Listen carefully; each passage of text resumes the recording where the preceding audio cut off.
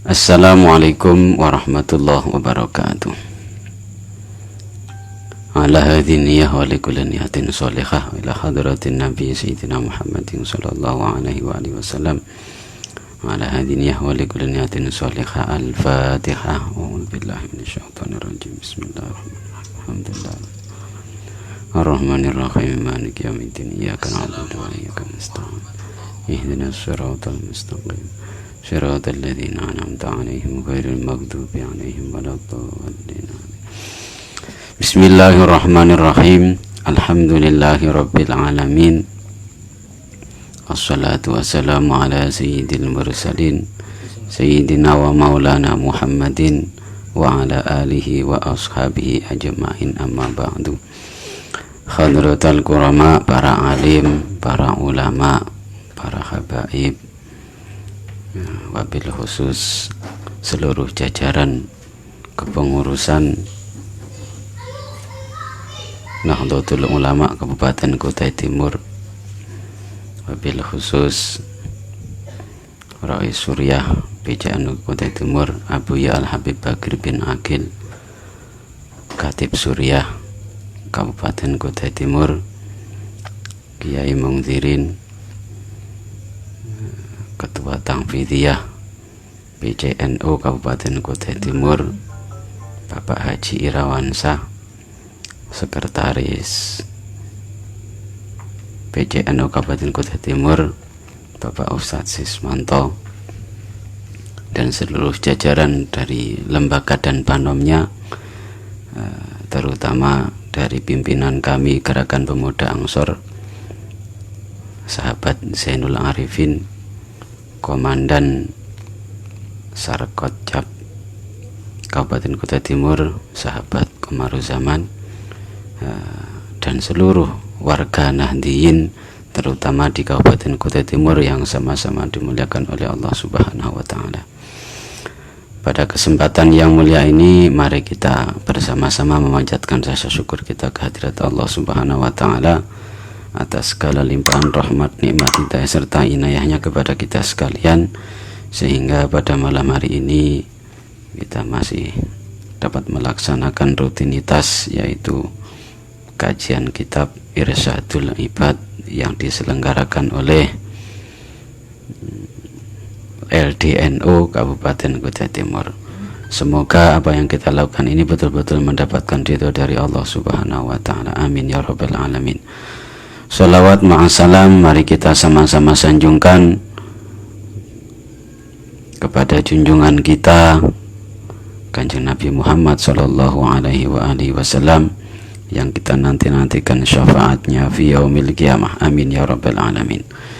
Yang selanjutnya, kami dari LDNU Kabupaten Kutai Timur yang pada saat ini dijadwal akan menerangkan tentang bab fadilahnya Al-Quran.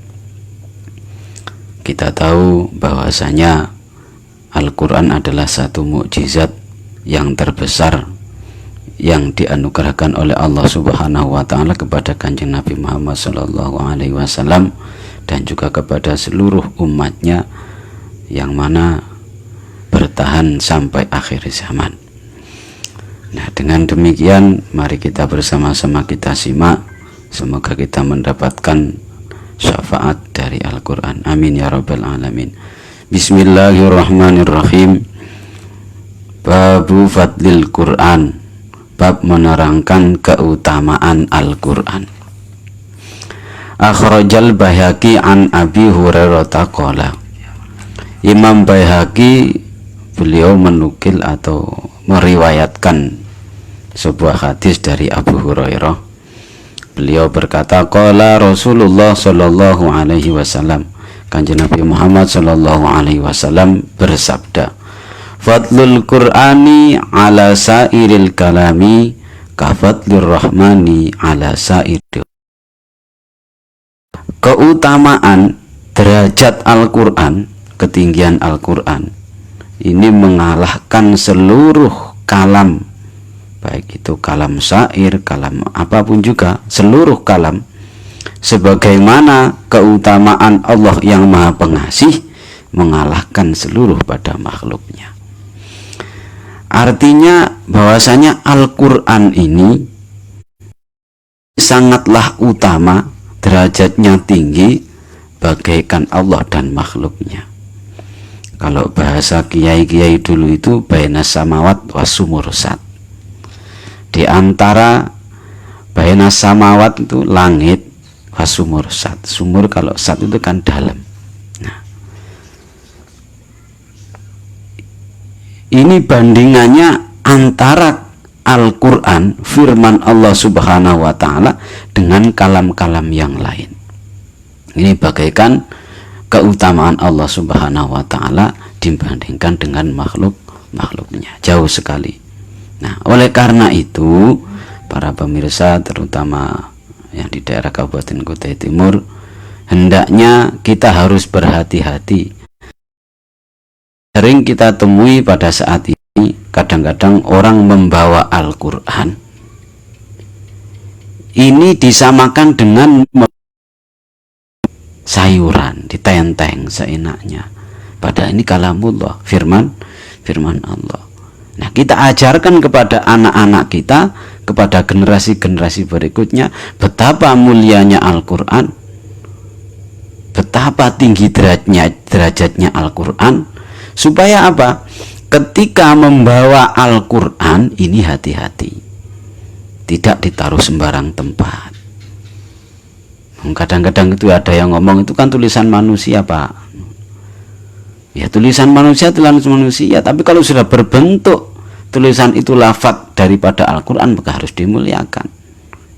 Contohnya kain saja, ketika masih berbentuk kain, ya seenaknya dibawa kemana, ditaruh mana. Tapi ketika kain itu sudah menjadi bendera, nih harus dihormati. Ya, Al-Quran juga begitu. Nah, ini kertas biasa, Pak, kan bunan. Iya, manusia yang membuat. Cuman karena sudah ada tulisan dari lafaz Al-Quran, maka ini menjadi lain daripada kertas-kertas biasa. Nah, ini harus kita ajarkan, terutama kepada anak-anak kita. Jangan sampai anak-anak kita ini, generasi-generasi berikutnya, meremehkan tentang Al-Quran. Itu baru tulisan dan baru saja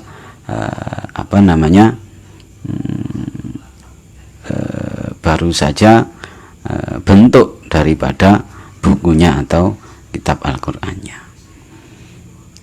Wal Hakim, dan Imam Al-Hakim meriwayatkan an Abi Mas'ud, daripada sahabat Abi Mas'ud, man qara'a harfan, man barang siapa qara'a yang mau membaca harfan daripada satu huruf min kitabillahi, daripada kitabnya Allah Subhanahu wa ta'ala Al-Quran, falahu maka baginya bihi disebabkan kitab tersebut hasanatan satu kebaikan. Membaca satu huruf daripada Al-Quran dicatat oleh Allah Subhanahu wa ta'ala, dicatat dengan satu pahala. Wal hasanatu bi asyri amsalihha, dan satu kebaikan tersebut ini disamakan dengan 10, kalau dikalikan dengan 10 kebaikan. Satu huruf berarti mendapatkan 10 pahala. La aqulu, yang mana beliau ini mengatakan, atau saya mengatakan, alif lam mim, lafaz alif lam mim harfun, maka tidaklah satu huruf. Alif lam mim dikatakan oleh beliau Ibnu Mas'ud bukanlah satu huruf. Walakin alif, akan tetapi alif, huruf alif, harfun satu huruf. Walam, dan lam harfun satu huruf. Wa mim, dan mim harfun satu huruf. Berarti ketika membaca Al-Quran alif lam mim, prosentasenya mendapatkan 3 kali kebaikan. 1 kali kebaikan dikalikan menjadi 10. Berarti lafaz alif lam mim saja sudah mendapatkan 30 pahala. Nah, begitulah kemuliaan yang dianugerahkan oleh Allah Subhanahu wa ta'ala, rahmat yang dianugerahkan oleh Allah Subhanahu wa ta'ala kepada kita sebagai umat Kanjeng Nabi Muhammad. Ini kemurahan Allah Subhanahu wa taala dalam membaca Al-Qur'an. Makanya mumpung di bulan Ramadan ini dilipat gandakan pahalanya segala ibadahnya, mari kita berbanyak membaca Al-Qur'an. Karena makanya di dalam bulan Ramadan itu juga disebut dengan Syahrul Quran, yang dimana di bulan Ramadan itu Allah menurunkan Al-Quran kepada Kanjeng Nabi Muhammad sallallahu alaihi wasallam. Wa Ahmad, dan Imam Ahmad meriwayatkan an Mu'adz bin Anas, dari sahabat Mu'adz bin Anas, man qara'a, man barang siapa qara'a yang membaca Al-Qur'an terhadap Al-Qur'an, wa amila dan dia mengamalkan, bima dengan sesuatu hal, fihi yang terdapat di dalam Al-Quran tersebut, yul bisa maka akan diletakkan apa Pak bahasane, dingguk nih bahasane apa ya, dipakaikan, akan dipakaikan walidahu terhadap kedua orang tuanya, tajan mahkota, yaumal kiamati pada hari kiamat nanti, dau'uhu yang mana putih dan sinarnya apa tadi itu namanya, mahkota tersebut, ahsanu lebih baik, min dau'is syamsi daripada mencorongnya matahari. Nah, barang siapa yang mau membaca Al-Quran dan mengamalkannya, maka nanti di hari kiamat kedua orang tua kita yang akan dipakaikan oleh Allah Subhanahu wa taala sebuah mahkota, yang mana mahkota tersebut sinarnya, putihnya ini mengalahkan sinarnya matahari. Nah, fi buyutin nasi, fi buyutid dunya, di dalam rumah-rumah dunia. Artinya mataharinya dunia mengalahkan keindahan matahari dunia. Kanat fikum famadhannukum billadzi umila, yang mana ketika engkau melihatnya nanti engkau akan bertanya-tanya dan menyana-nyana, bertanya-tanya di dalam hati, apa amal yang telah dilakukan oleh orang tersebut. Ternyata mempunyai tabungan dari anaknya yang rutin dan memang ahli membaca Al-Quran.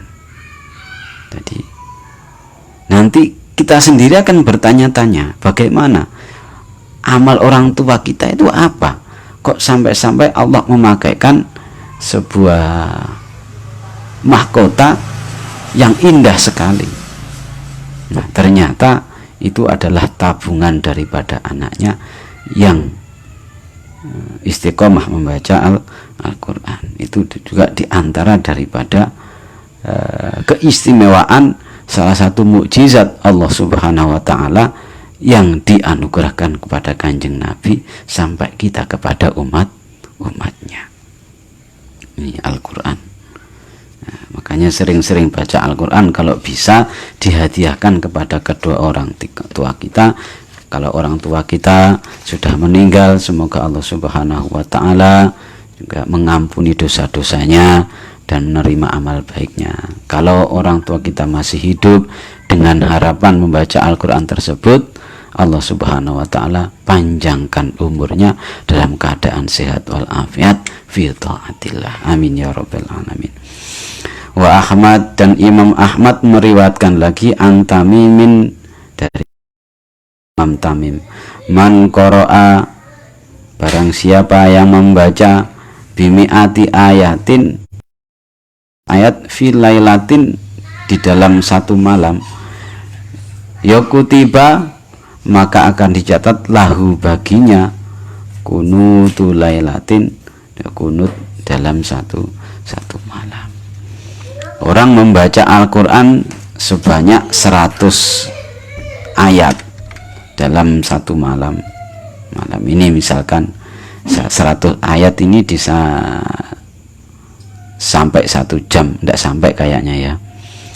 Misalkan pilih ayatnya yang pendek-pendek, jadi ayatnya pendek-pendek, inna a'tayna kal kautsar, terus kemudian apalagi terusnya sampai berjumlah 100 ayat. Nah, ini dicatat oleh Allah Subhanahu wa taala, dia itu kunut 1 malam penuh. Coba sampean bayangkan 1 malam penuh berdoa. Bayangkan kuat apa enggak ini? Diriwayatkan wal Hakim dari Imam Hakim an Abi Hurairah, daripada sahabat Abu Hurairah, man qara'a fi lailatin mi'ata ayatin lam yuktab minal ghafilin.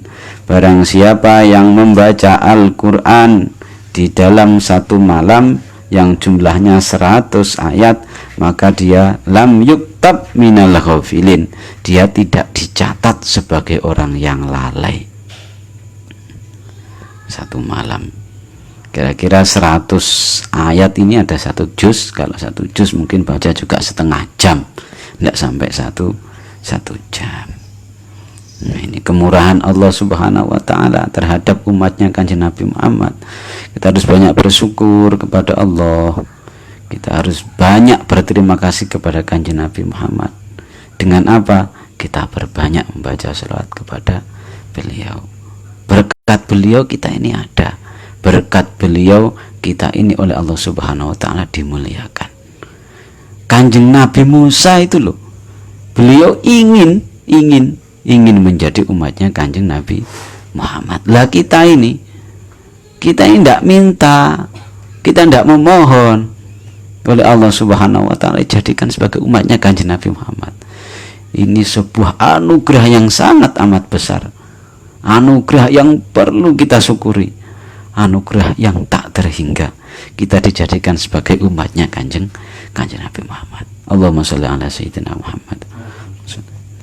Kita berbanyak membaca salawat kepada beliau sebagai bentuk kecintaan kita, sebagai bentuk terima kasih kita kepada Kanjeng Nabi Muhammad sallallahu alaihi wasallam.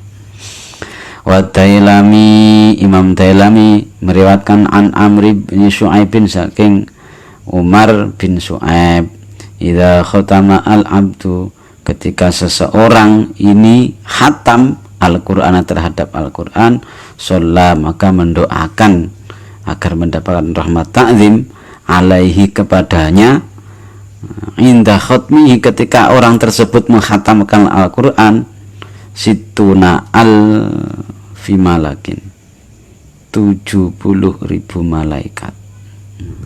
Bayangkan, kita ini kalau dalam 1 bulan kira-kira khatam Al-Quran berapa kali?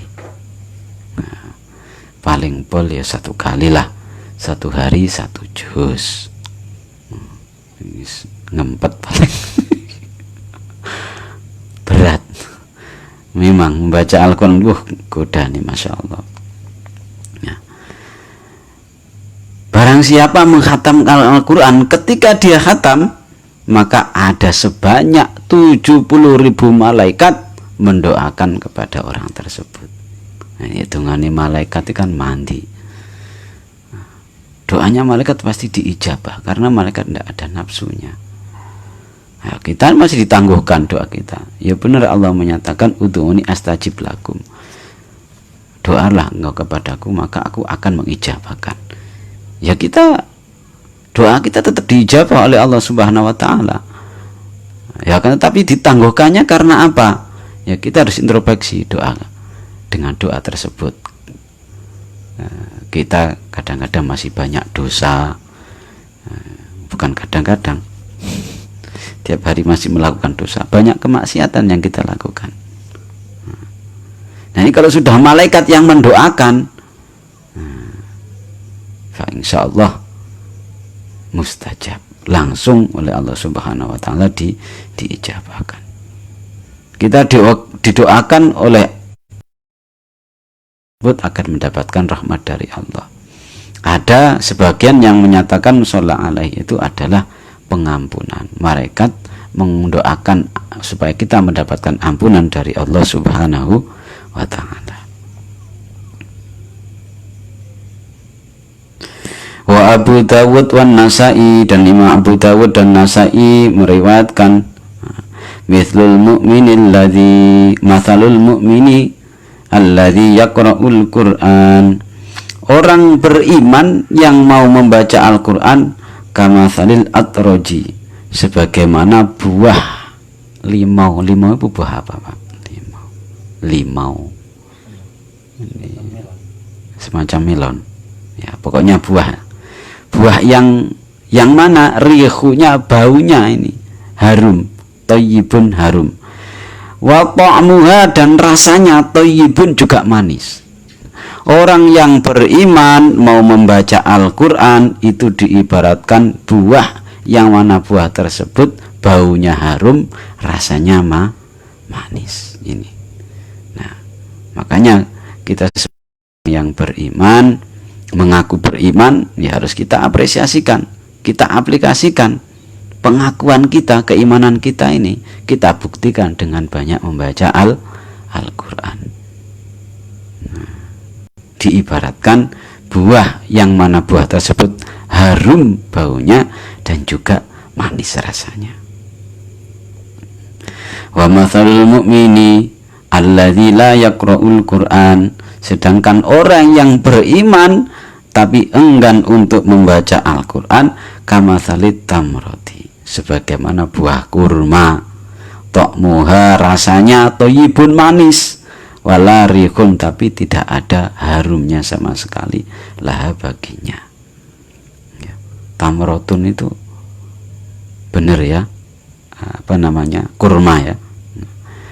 Kurma itu ya begitu-begitu baunya, tidak seperti buah-buah yang kayak jeruk itu kan baunya harum, rasanya manis, tapi juga ada yang kecut ada yang asam.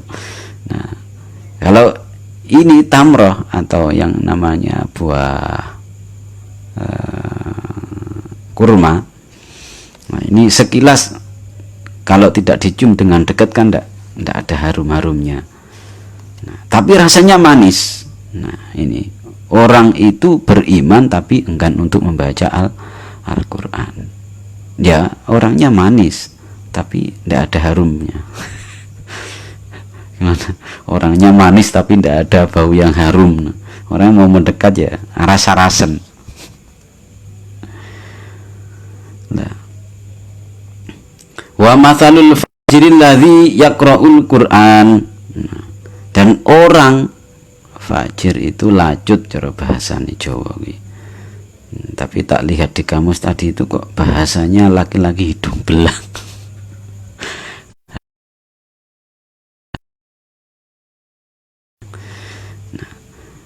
Orang laki-laki yang mana orang laki-laki tersebut, orang tersebut ini adalah orang yang rusak, yang nggak baik lah, yang buruk lah. Tapi dia mau membaca Al-Qur'an. Nah, kama salil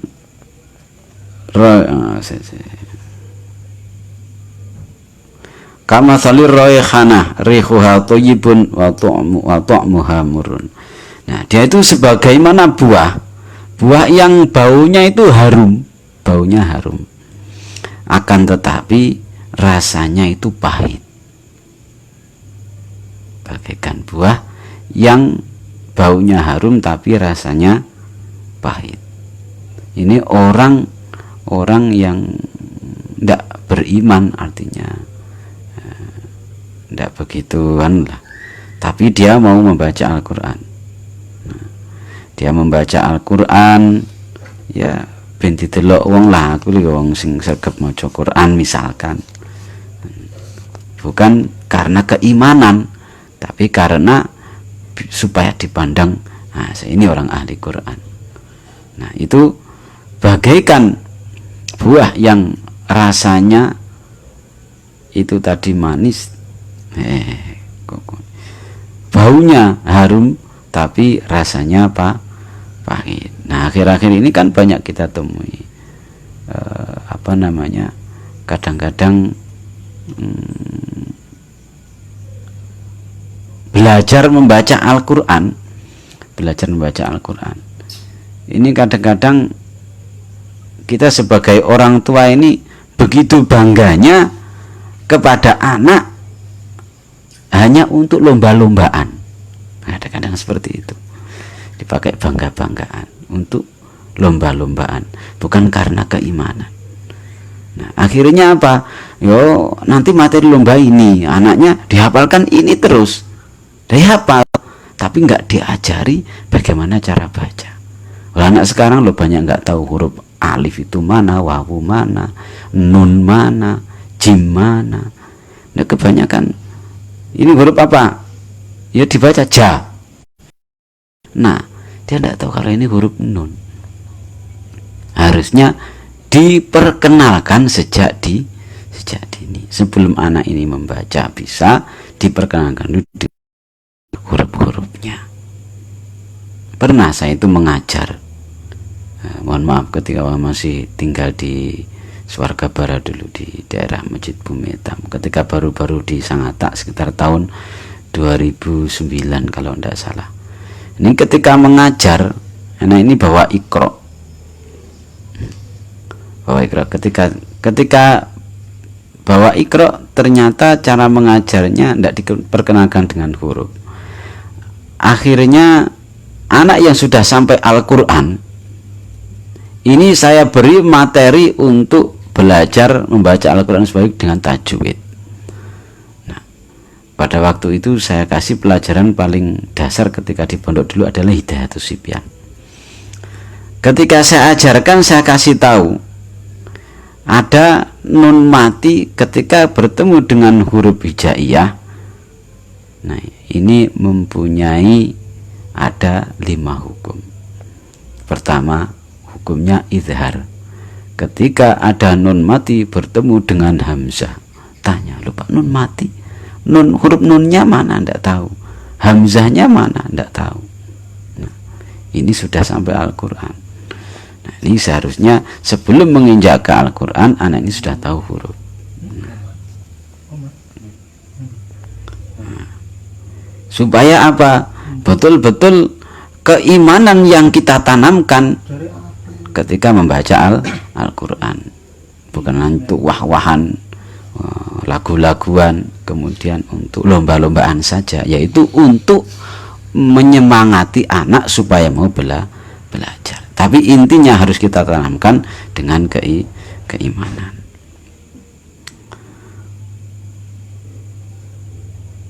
Konti Bismillah. Wa mathalul fajiril ladzi la yaqra'ul Qur'an kamathalil hantalah ta'muha murun wala rihun laha. Dan orang yang tidak beriman, ngabangan dah, dia tersebut tidak mau membaca Al-Quran, itu bagaikan buah yang tidak ada harumnya sama sekali, juga rasanya pahit. Ya apa? Sambune ra enak, rasane pahit, buah nang laut, ora ono manfaat, tidak ada manfaatnya. Wala rihun laha, baunya aja tidak ada. Wa mathalul jalisi sholihi kamathalil sahibil miski.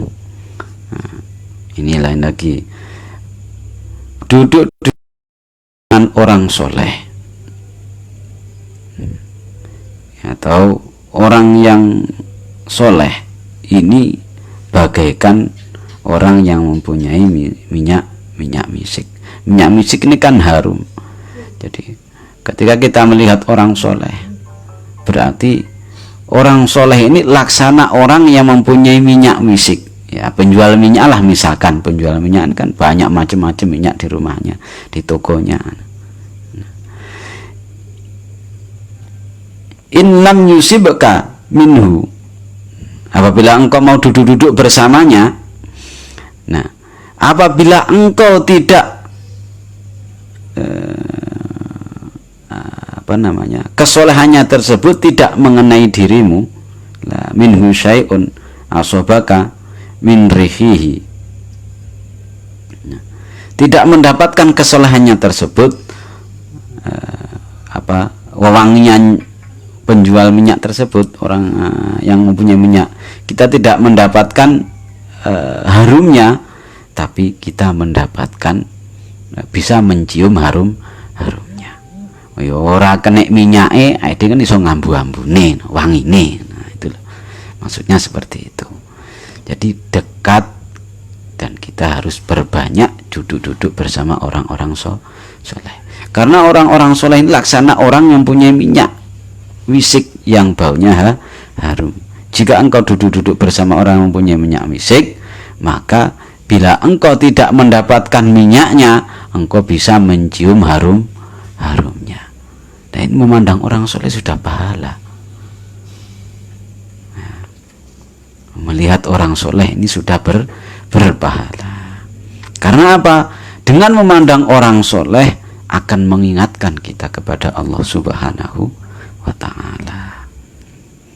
Baik orang tersebut yang soleh masih hidup atau sudah meninggal, harus kita ziarahi. Karena itulah yang akan meningkatkan kepercayaan kita, keimanan kita kepada Allah Subhanahu wa ta'ala, berkat daripada orang-orang soleh tersebut. Wa mathalu jalisi su kamathali sahibil khair illam yusibaka min syururihi syai'un asabaka min tukhanihi. Malah tukhan. Nah, lah ketika orang yang buruk, yang tidak soleh, nah orang yang tidak soleh, orang buruk tersebut itu bagaikan apa ya, kamathali khair, kamathali sahibil khair, orang yang mempunyai apa ya, yang tidak baik, lam yusibaka syai'un, lam mempunyai keburukan. Kamusnya tadi apa ya artinya? Bengis. Illam yusibaka min syururihi. Nah, kalau engkau kumpul-kumpul dengan orang yang buruk tadi itu, apabila engkau tidak mendapatkan, tidak mengenai pada dirimu sebuah keburukannya, ya kau juga tapi akan mengenai terhadap dirimu asapnya. Tidak kena apinya, kena asapnya. Sering duduk-duduk bergaul dengan orang-orang, contoh misalkan dengan pemabuk, kita sering duduk-duduk di situ, kita tidak melakukannya, biarpun kita tidak